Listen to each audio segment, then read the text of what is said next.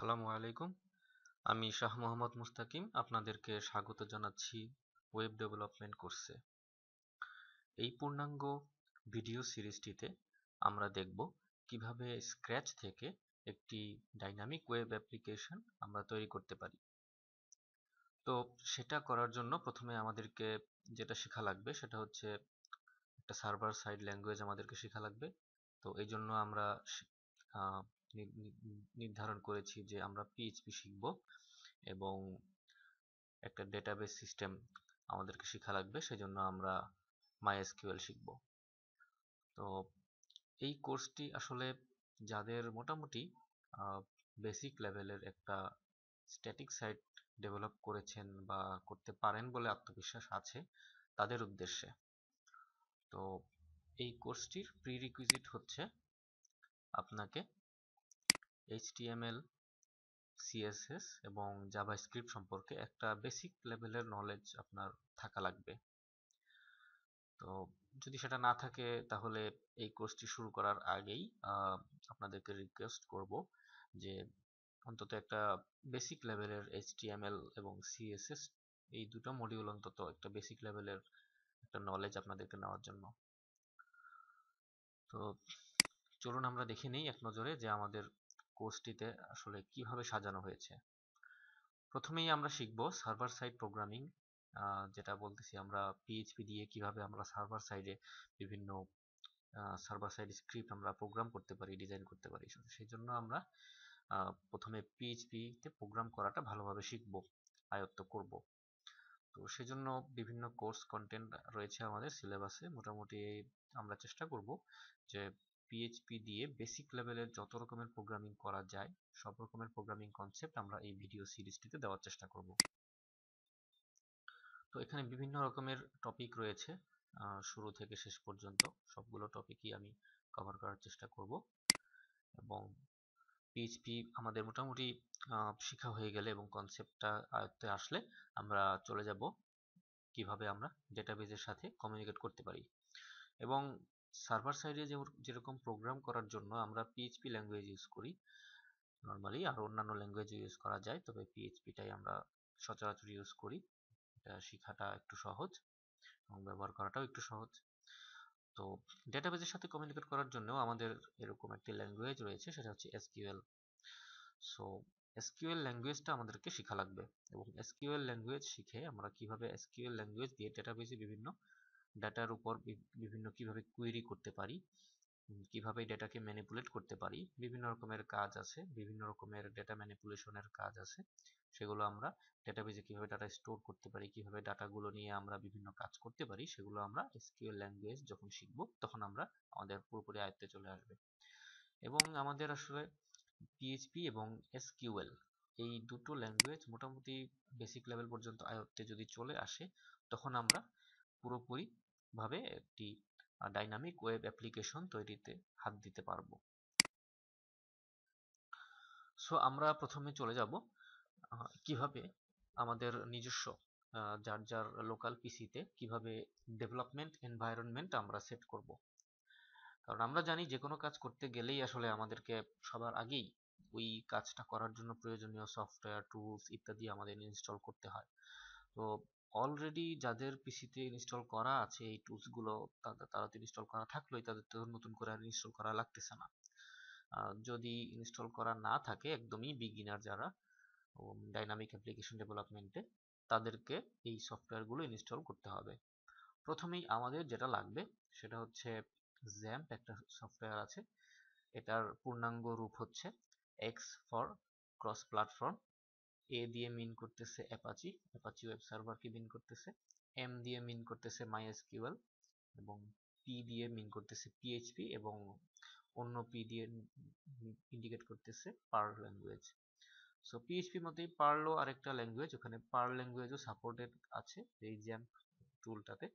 So আমাদের pearl নিয়ে গবেষণা করার এখন দরকার নাই, আমরা অ্যাপাচি, মাইএসকিউএল এবং পিএইচপি এই তিনটা মডিউল আমরা পাচ্ছি একটা প্যাকেজ টুলের মধ্যে। ওটা আমাদের জন্য খুবই উপকারী এবং এটাই হচ্ছে মোটামুটি মোস্ট পপুলার একটা টুল। এই জ্যাম্প টুলটা মোটামুটি স্ট্যাটিক ওয়েবসাইট বলেন, ডাইনামিক ওয়েবসাইট বলেন, যে কোনো রকমের ওয়েবসাইট তৈরির জন্যই এই জ্যাম্প টুলটা খুবই জনপ্রিয় একটি টুল।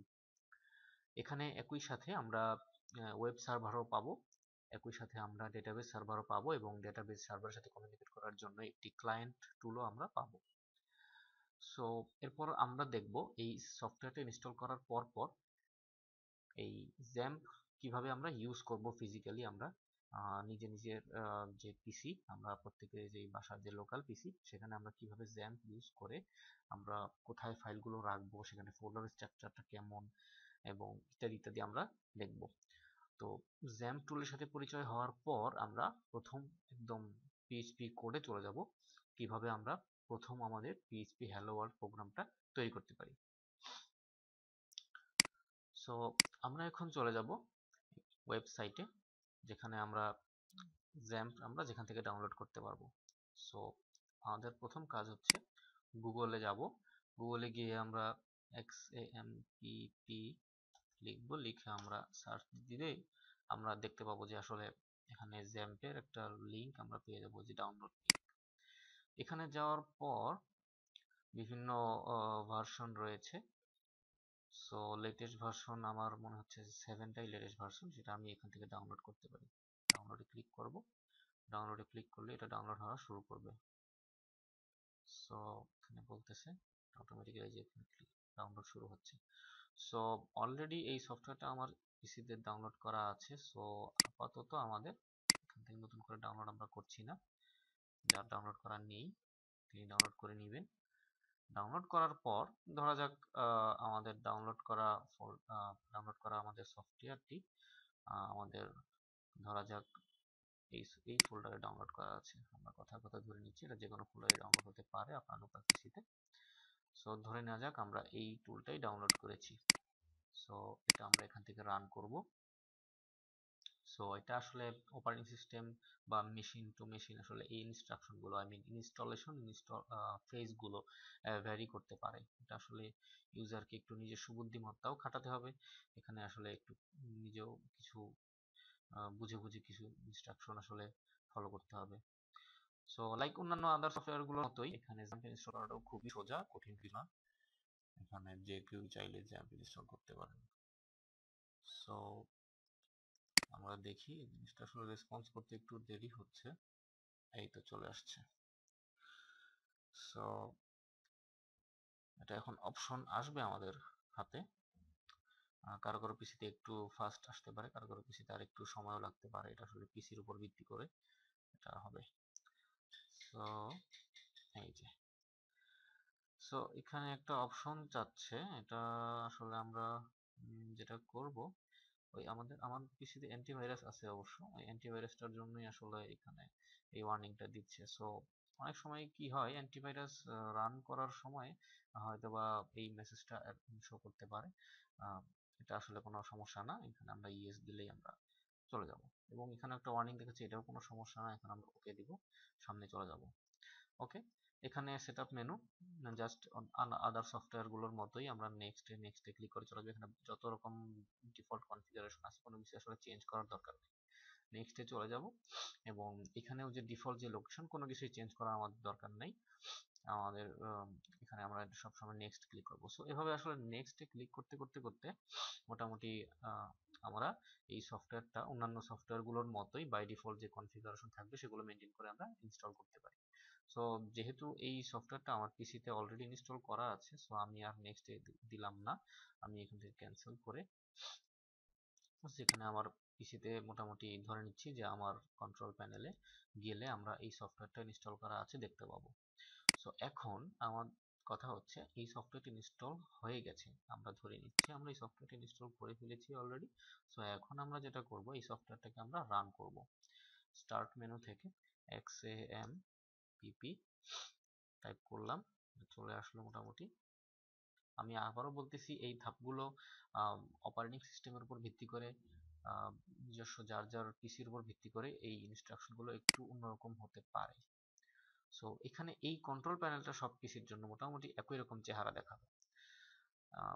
যেই ভার্সনই আমরা ইনস্টল করি, যেই উইন্ডোজই আমরা ইনস্টল করি, যেই অপারেটিং সিস্টেমেই আমরা এই টুলটা ইনস্টল করি না কেন, মোটামুটি আমরা জ্যাম্প চালু করলে পরে এই একটা কন্ট্রোল প্যানেল আমাদের ওপেন হবে। এখানে আমাদের বিভিন্ন মডিউল আমরা দেখতে পাচ্ছি, অ্যাপাচি মডিউল আছে, তারপর মাইএসকিউএল মডিউল আছে। বাকি 3টে মডিউল আসলে আমাদের কাজে লাগবে না, আমাদের এই টিউটোরিয়ালে আমরা এগুলো নিয়ে কাজ করব না। সো আমাদের কাজ হবে এই প্রথম দুটো মডিউল অ্যাপাচি এবং মাইএসকিউএল নিয়ে। সো আপাতত আমাদের মাইএসকিউএল মডিউল নিয়ে কোনো কাজ নেই, কারণ আমরা ডেটাবেস নিয়ে কোনো কাজ করতেছি না এই মুহূর্তে। যখন করব তখন আমরা এই মডিউলটাও স্টার্ট করে দিব। তো আপাতত এখনকার জন্য আমাদের অ্যাপাচি মডিউলটা ইনস্টল, অ্যাপাচি যে মডিউল সেটা আমাদের স্টার্ট করে দিলেই আমরা কাজ করতে পারবো। সো এখানে এটা চালু হয়ে গেছে অলরেডি, আমরা দেখতে পাচ্ছি। এখানে উল্লেখযোগ্য আমি একটা পয়েন্ট আমি বলে রাখি, যদি কারো পিসিতে কি বলবো, যদি কারো পিসিতে এই অ্যাপাচিটা স্টার্ট না হয় বা কোনো সমস্যা থাকে, তাহলে চেক করে নিতে হবে যে স্কাইপে অথবা এরকম কোনো সিমিলার কোনো সফটওয়্যার রান করতেছি কিনা এট দ্য সেম টাইম। যদি এরকম হয়ে থাকে তাহলে ওই স্কাইপে অথবা অন্য কোনো ওই সফটওয়্যারটা আসলে তখন স্টপ করে দিতে হবে, ওই সফটওয়্যারটা থেকে এক্সিট করতে হবে, তাহলে অ্যাপাচিটা রান করবে। সো ফ্রেন্ডস, আমরা দেখলাম যে অ্যাপাচি কিভাবে রান করতে হয়। সো এই ভিডিওটা এই পর্যন্তই। আমরা নেক্সট ভিডিওটাতে দেখব কিভাবে আমরা অ্যাপাচি যে ওয়েব সার্ভার এটা ইউজ করে কিভাবে আমরা ফার্স্ট আমাদের পিএইচপি প্রোগ্রামটা আমরা রান করাতে পারি। সো সে পর্যন্ত সবাই ভালো থাকবেন এবং সুস্থ থাকবেন, এবং ধন্যবাদ। আর আরেকটা কথা, আমাদের এই ভিডিওটি যদি আপনাদের ভালো লেগে থাকে, যদি ইনফরমেটিভ মনে হয়ে থাকে এবং যদি উপকৃত হয়ে থাকেন, আপনারা ইচ্ছা করলে এই ভিডিওটি সাবস্ক্রাইব করে রাখতে পারেন আমাদের চ্যানেলে। সো আজকের মতো ধন্যবাদ, সবাই ভালো থাকবেন, আল্লাহ হাফেজ।